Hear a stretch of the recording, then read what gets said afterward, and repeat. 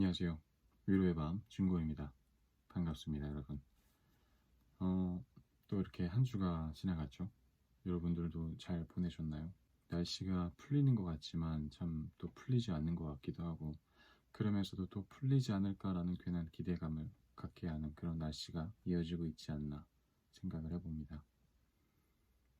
오늘은 제가 사담을 책 소개를 먼저 하면서 같이 좀 곁들여 볼게요. 너무 많이 이야기하는 것도 패지만 또 너무 이야기를 안 하는 것도 좀 재미가 없지 않나요? 저만 그렇게 생각할 수도 있지만, 오늘 제가 여러분들께 보여드릴 책이 요겁니다.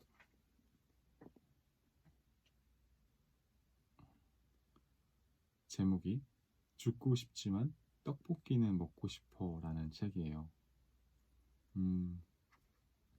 백세희 님이 쓴 에세이집이고요. 여기 써있는 걸 보면 자기가 지금 힘든 줄도 모르고 사는 사람이 많아요. 이유 없는 허전함에 시달리면서 라고 되어 있어요. 저는 이 책을 전혀 알지 못했는데 이제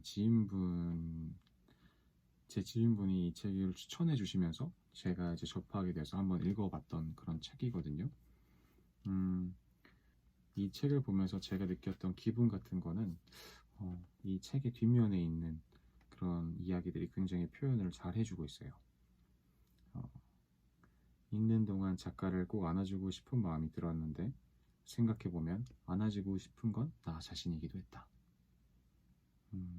내가 발가 벗겨지는 기분이라 부끄러웠지만 개운하기도 했다. 개운하기도 했다. 페이지를 못 넘기고 머무르게 된다.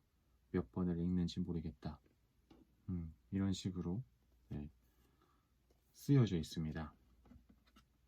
기본적으로 이 책은 우울에 대한 작가 본인이 갖고 있는 우울이라는 것에 대해서 풀어서 이야기를 하고 자신의 경험담을 직접 이 책에 담아내면서 굉장히 본인의 이야기를 집약해 놓은 그런 책이에요.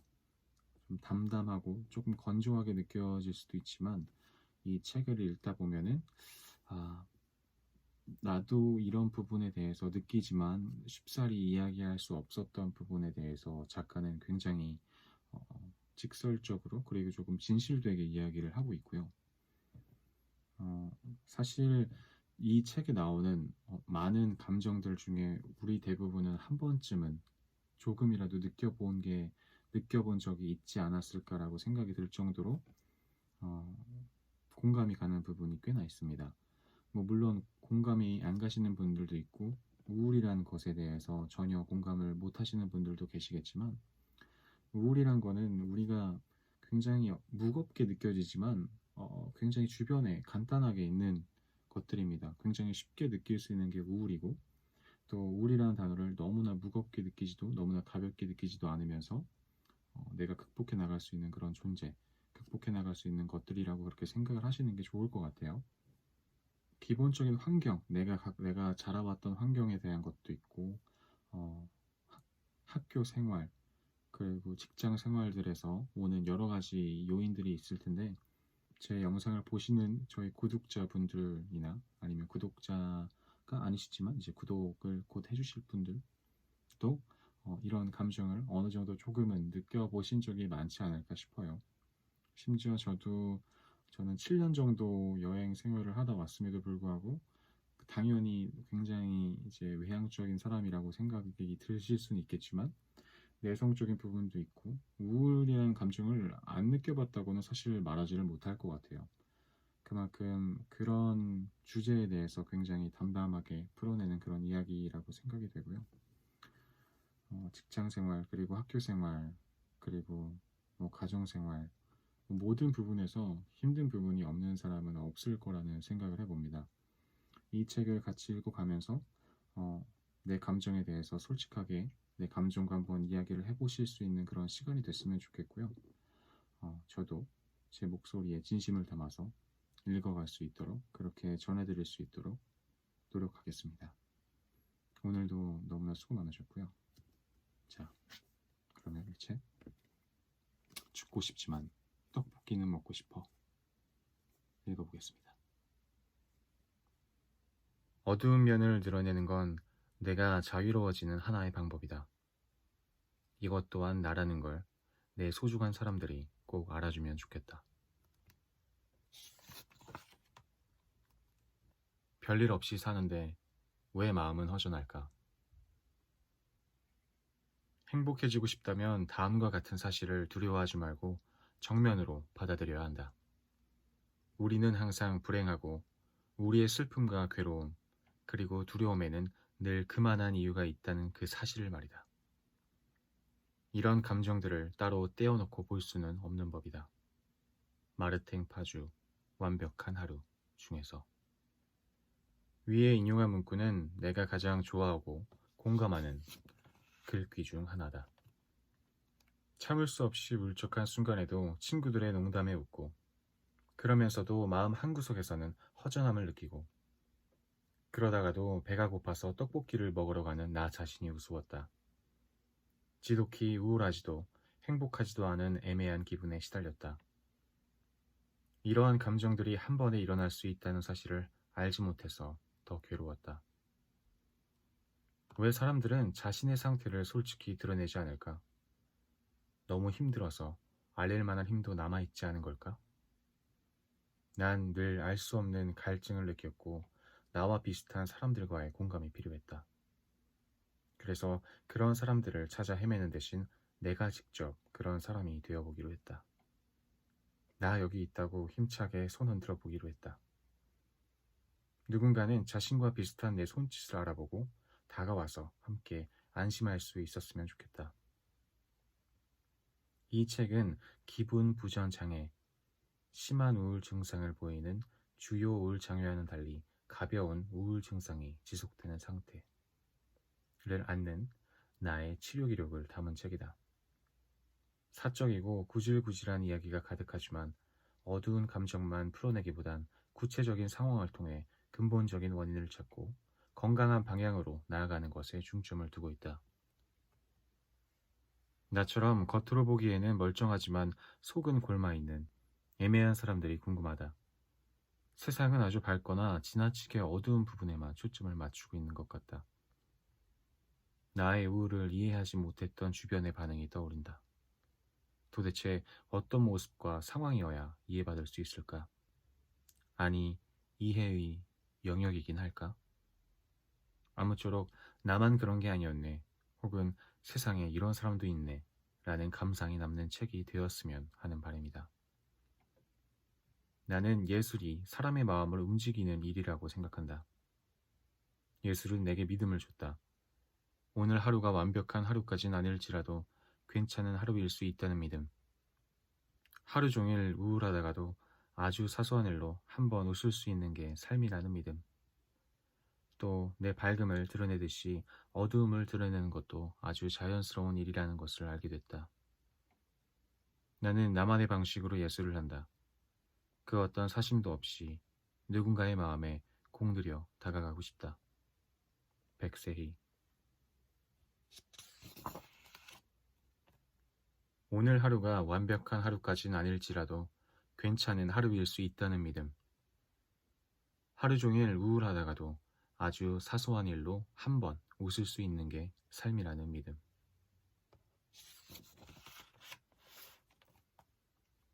그냥 좀 우울해서요. 환청이 들리고 환상을 보고 자해를 하는 것만이 병은 아니다. 가벼운 감기가 몸을 아프게 하듯이 가벼운 우울도 우리의 정신을 아프게 한다. 나는 어렸을 때부터 내성적이고 소심한 사람이었다. 기억은 희미하지만 일기를 살펴보면 긍정적인 편은 아니었고 우울한 감정을 종종 느꼈던 것 같다. 고등학생 때부터 본격적으로 우울감이 심해졌는데 그땐 공부도 안 했고 대학도 못 갔고 앞길이 막막했으니 당연히 우울한 거로 생각했다. 하지만 변하고 싶었던 부분, 다이어트, 대학, 연애, 친구가 모두 해결된 후에도 똑같이 우울했다. 항상 그랬던 건 아니고 오락가락했다. 어떤 날엔 울적하고 어떤 날엔 행복하게 잠들었다. 스트레스 받으면 체했고 우울할 땐 울었다. 나는 원래 이렇게 우울한 사람이라고만 생각하며 점점 어두워져 갔다. 사람에 대한 두려움과 불안감이 컸고 특히 낯선 상황에서 심한 불안을 느꼈지만 안 그런 척 연기도 잘했다. 그래서 괜찮을 줄 알고 자신을 더 채찍질했다. 그러다 더는 견디기가 힘들어져서 상담을 받기로 마음먹었다. 정말 긴장되고 두려웠지만 기대를 비우고 진료실에 들어갔다. 여기부터는 선생님과 나에 대한 대화입니다. 선생님, 어떻게 오셨나요? 나, 그냥 뭐랄까, 좀 우울해서요.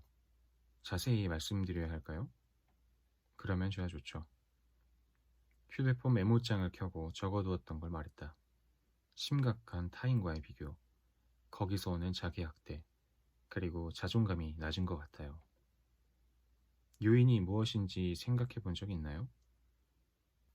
자존감이 낮은 건 가정 환경에서 시작된 것 같아요. 어릴 때부터 엄마는 늘 우리 집은 가난해, 가난해, 돈이 없어를 입에 달고 살았거든요. 5식구가 살기에는 집 평수가 작았는데 저희 아파트 이름이랑 똑같은 이름의 다른 아파트가 동네에 있었어요. 그 아파트는 평수가 굉장히 넓었는데 어느 날 넓은 아파트와 좁은 아파트 중에 어디에 사냐는 친구 어머니의 질문에 당황한 이유로 집을 알려주는 게 부끄럽고 꺼려졌어요. 그 외에 기억에 남는 일은 없나요? 무수히 많죠. 말로 하면 진부하지만 아빠가 엄마를 때렸어요. 말로만 부부싸움이지 그냥 폭력이었죠. 어릴 때를 생각하면 엄마와 우리를 때리고 집안 살림을 박살낸 뒤 새벽에 집을 나가버리던 아빠. 울다 잠들면 아침이 오고 엉망진창인 집을 뒤로 한 채 학교에 가던 우리 모습이 떠올라요. 무슨 기분이 들었나요? 뭔가 비참함? 슬픔? 우리 가족만 알아야 하는 비밀이 쌓여가는 기분이었던 것 같아요. 감춰야 하는 일이라고 생각했어요.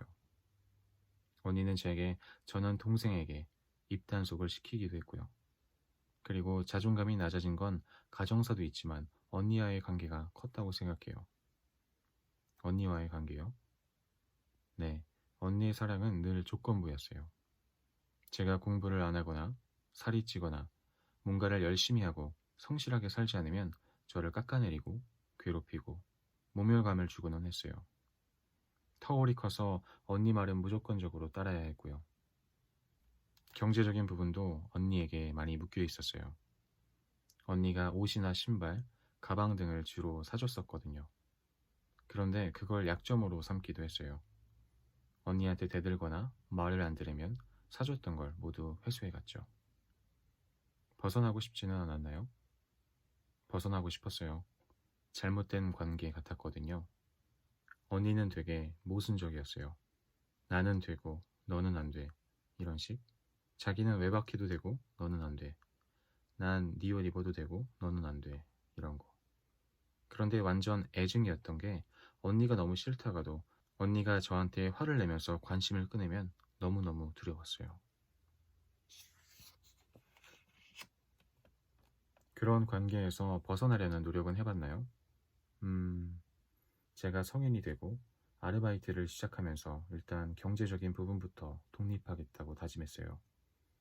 아르바이트를 주중, 주말 늘 하면서 조금씩 경제적으로 독립했죠. 정신적으로는요? 그건 정말 어려웠어요. 언니는 저 아니면 남자친구랑 노는 것만 좋아했어요. 자기 말 잘 듣고 자기 성격 잘 알아서 맞춰주니 당연히 편했겠죠. 어느 날 언니가 저랑 놀다가 다른 사람이랑 노는 건 재미없어. 너랑 노는 게 제일 재밌고 편해. 라고 했을 때 어이가 없어서 용기를 내어 처음으로 말했어요. 나는 언니가 불편하다고, 편하지 않다고. 언니의 반응은 어땠나요? 정말 당황하고 충격받더라고요. 나중에 들어보니 며칠 동안 밤마다 울었대요. 지금도 그 이야기가 나오면 눈시울을 붉히기도 하고요. 언니의 그런 모습을 보니까 어땠어요? 뭔가 짠하기도 했는데 후련했어요. 자유로워진 기분이었어요, 조금은. 언니와의 애착 관계에서 벗어난 후에도 자신감이 회복되지는 않았나요? 가끔 자신감이 생길 때도 있었지만 이런 성향과 우울감은 그대로였던 것 같아요. 언니한테 의존하던 게 애인에게로 옮겨간 느낌? 연애는 어떤 식으로 하는 편인가요? 마음에 드는 상대에게 먼저 다가간다거나 하는 적극성이 있나요? 아니, 전혀요. 제가 누군가를 좋아하면 그 상대가 저를 만만하게 볼 거라는 생각에 좋아하는 걸 잘 티내지도 못해요. 고백하거나 꼬시는 건 생각해 본 적도 없고요. 그래서 늘 수동적인 연애를 하는 편이에요. 누군가가 나를 좋아한다고 하면 만나보면서 그 상대에 대해 알아가다가 호감이 생기면 연인으로 이어지는 패턴. 연애를 안 할 때도 있나요? 거의 없어요. 누군가를 만나면 오래 만나는 편이고 애인한테 굉장히 의지를 많이 하는 편이에요. 애인도 저를 되게 챙겨주고요. 그런데 애인이 저를 사랑해주고 다 받아주는데도 뭔가 답답함이 생겨요. 저는 사실 의존하고 싶지 않거든요. 좀 독립적이고 자립심 있고 혼자서도 잘 살아가고 싶은데 그걸 못한다는 생각이 들어요. 친구들과의 관계는 어때요? 어렸을 때는 친구 관계를 굉장히 중요하게 여겼어요. 그 나이 또래와 다르지 않았죠. 그런데 초등학교 때 한 번, 중학교 때 한 번 왕따를 당하면서 고등학교 때까지 무리해서 낙오되는 것, 친구 관계에 대한 공포감이 많이 생겼던 것 같아요. 그런데 그게 자연스럽게 연애로 옮겨갔고 친구나 우정 같은 거에는 큰 기대나 관심을 두지 않기 시작했어요. 그렇군요. 하시는 일은 만족하시나요? 네, 출판사에서 홍보 마케팅 일을 하는데 지금은 회사 SNS 채널을 운영하고 있거든요. 콘텐츠를 만들고 업로드하고 노출시키고 등등 재밌고 적성이 잘 맞는 것 같아요. 좋은 결과물이 나올 때도 있었나요? 네, 있었어요. 그래서 더 열심히 할 때도 있었고 뭔가 결과물을 내야 한다는 생각에 압박감을 느낄 때도 있고요. 그렇군요. 자세히 말해줘서 고마워요. 여러 가지 검사를 해봐야 정확히 알겠지만 의존 성향이 강해 보이네요. 감정의 양 끝은 이어져 있기에 의존 성향이 강할수록 의존하고 싶지 않아 하죠. 예를 들어 애인에게 의존할 땐 안정감을 느끼지만 불만이 쌓이고 애인에게서 벗어나면 자율성을 획득하지만 불안감과 공허함이 쌓여요. 어떻게 보면 일에 의존하고 있는지도 몰라요. 성과를 낼 때 나의 가치를 인정받고 안도할 수 있으니 의존하지만 그 만족감 또한 오래가지 않으니 문제가 있죠. 이건 쳇바퀴 안을 달리는 것과 같아요. 우울함에서 벗어나고자 노력하지만 실패하고 또 노력하고 실패하는 일련의 과정을 통해 주된 정서 자체가 우울함이 된 거죠. 그렇군요. 나는 이 말에 위로받았고 명확해지는 기분이 들었다. 일탈이 필요해요. 우울과 좌절의 쳇바퀴에서 벗어나려면 자신이 생각지도 못했던 일에 도전해보는 게 좋아요. 어떤 것부터 해야 할지 모르겠어요. 지금부터 찾아봐야죠. 작은 것부터요. 그리고 SNS에 가식적인 삶을 올리게 돼요. 행복한 척하는 건 아닌데 책이나 풍경, 글 같은 취향을 드러내면서 특별해 보이고 싶어 하는 거죠. 나 알고 보면 이렇게 깊이 있고 괜찮은 사람이다 라는 걸 보여주고 싶은 것처럼요. 그리고 제 기준대로 사람을 판단하고 평가해요. 제가 뭐라고 감히 사람을 평가할까요? 너무 이상해요. 말씀하시는 걸 들으면 마치 로봇이 되고 싶은 사람 같아요. 어떤 절대적인 기준의 사람이 되고 싶은 것처럼요. 맞아요. 불가능한데. 이번 주에는 오늘 드릴 검사지, 이 검사지는 500가지 문항의 인성검사 및 증상, 행동평가, 척도검사를 작성하고 어떤 일탈을 해야 할지 생각해보면 어떨까요? 그럴게요. 일주일 후. 선생님, 어떻게 지내셨어요? 나. 현충일 전날까지는 우울했고요. 그 후에는 좋았어요. 저번에 말씀 안 드린 게 있는데 로봇이 되고 싶은 것 같다고 하셨잖아요. 남에게 피해주면 안 된다는 그런 저만의 기준이 심해진 이후로 강박감이라고 해야 하나 일상에 불편함이 생겼어요. 예를 들어 버스에서 큰 소리로 이야기하거나 전화하는 사람을 보면 화가 치밀어 올라요. 목을 조르고 싶을 만큼요. 실제로 그러지는 못하겠지만요. 죄책감이 들었겠군요. 네, 한두 번 정도는 조용히 해달라고 말을 하지만 열에 8번은 하지 못해요. 그런 자신에 대한 죄책감이 심하고요.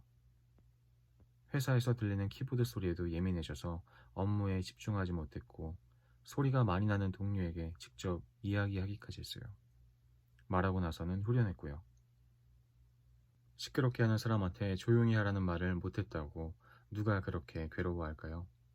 마치 어떻게 해야 나를 괴롭힐 수 있을까의 고민 속에 있는 사람 같아요. 대부분 사람은 비겁해요. 하지만 자신이 비겁하지 않아야 한다는 압박감 때문에 10번 중에 1번이나 이야기하고 있는데도 자신을 비하하죠. 저는 10번 중에 10번을 다 이야기하고 싶어요. 그렇게 한다고 행복해질까요? 10번이면 10번 다 한다고 다 나았어, 편해졌어 라고 생각하지 않을 거예요. 사람들 반응이 다 같을 수는 없으니까요. 다른 사람을 비난할 수 있는데도 굳이 내 책임으로 돌리고 있는 거죠. 말을 해봤자 듣지 않을 것 같은 사람들은 피하는 것도 나를 위한 선택이 될 수 있어요. 근본적인 부분을 찾아서 하나하나 정리하는 건 말이 안 돼요. 내 몸은 하나인데 너무나도 큰 역할을 부여하는 거죠. 저는 왜 이러는 걸까요? 착해서? 나는 이 말에는 동의하지 않는다. 억지로 길에 쓰레기를 버리고 버스에서 큰 소리로 통화해봤는데 기분은 별로였어요. 그래도 해방감은 있었어요. 별로였다면 일부러 하지는 마세요.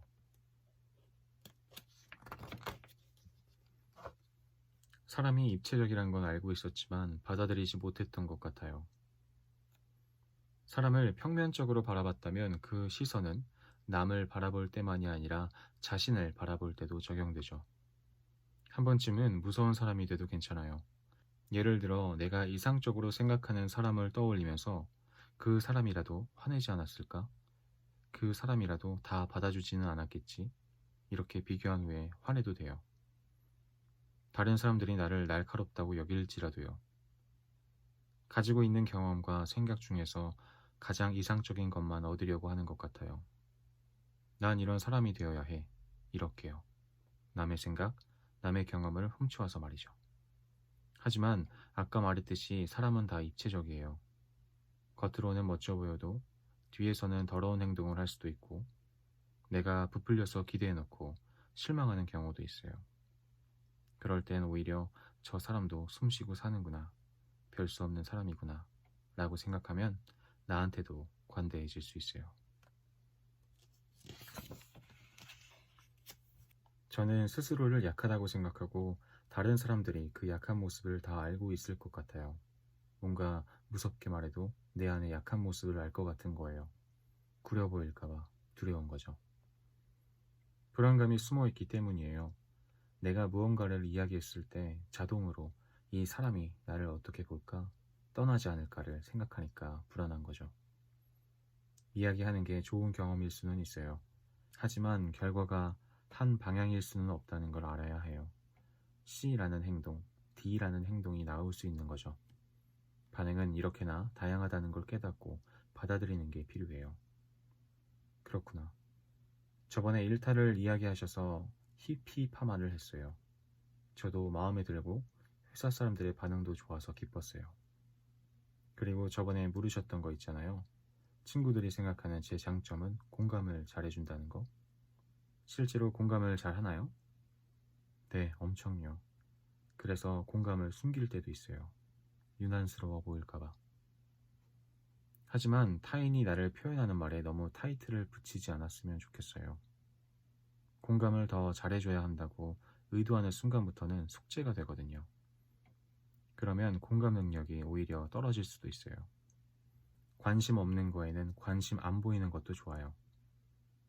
저번에 했던 검사 결과를 보면 실제보다 더 나쁘게 보이려는 faking bad 결과가 나왔어요.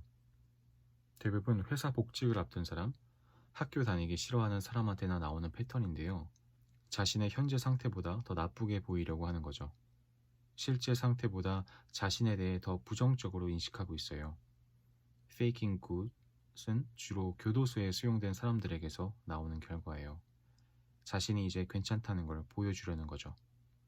우울함보다는 불안감, 강박적인 양상이 나타나고 사회적 관계에서의 불안감이 높아요. 그리고 여성을 바라보는 시각이 수동적이에요. 내 사회적인 역할은 여성이니까 이 정도밖에 안 돼. 라는 생각이 강하죠. 성격을 말하는 게 아니라 현재의 상태를 말하는 거예요. 그 외에 큰 의미 있는 것들은 없고요. 굉장히 불안하고 사회생활을 하는 걸 힘들어하는구나. 그리고 실제보다 본인 상태를 더 불편하게 느끼는구나 정도예요. 자신의 상태를 본인의 주관적인 느낌으로 굉장히 예민하고 우울하게 느끼고 있어요. 미치지 않았는데 스스로 미쳤다고 생각하는 거죠. 맞아요. 하지만 제가 정상이라고 생각하면 더 괴로워져요. 나는 왜 이렇게 유난일까? 이렇게요. 기분 부전 장애는 찾아봤죠? 어떤 생각이 들었나요? 한 번도 제 증상과 딱 맞는 설명이 없었는데 이건 나다 라는 생각이 들었어요. 그리고 설명을 다 읽고 나서는 슬퍼졌어요. 옛날에 이걸 앓고 있던 사람들은 얼마나 괴로웠을까 하는 생각이 들었거든요.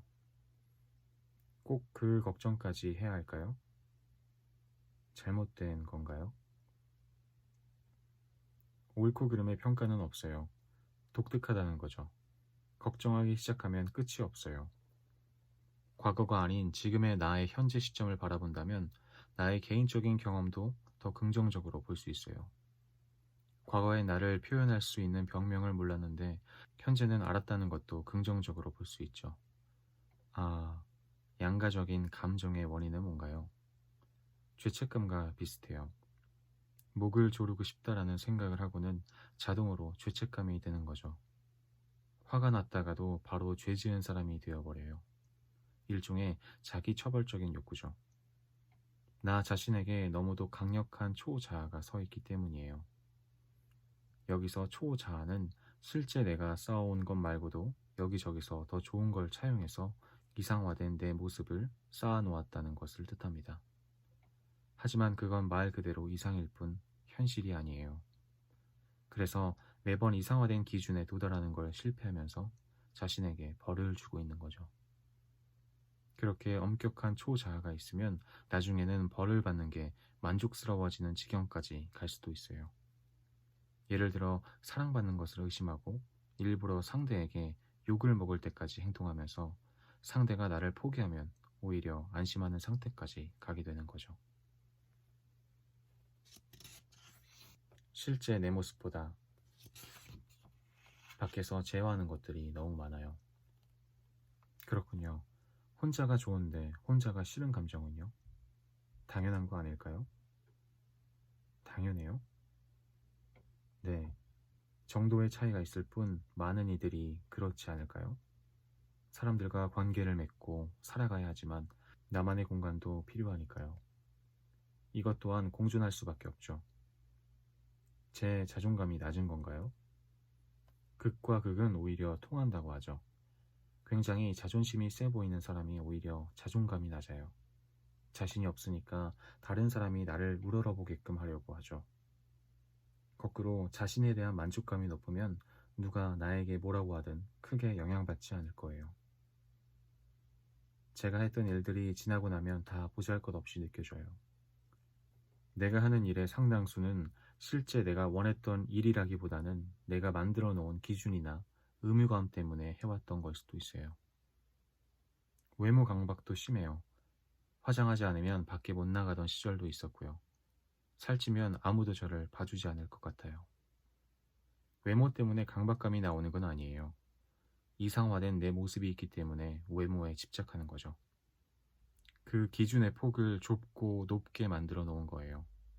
50kg 이상이면 실패야. 이렇게요. 결국 이것저것 조금씩 시도해보면서 내가 원하는 게 뭔지, 어느 정도로 해야 편한지 알아보는 게 중요해요. 내 취향을 알고 불안감을 낮추는 방법도 알게 된다면 만족감이 생겨요. 누가 어떤 지적을 해도 받아들이거나 거부할 수 있게 되지요.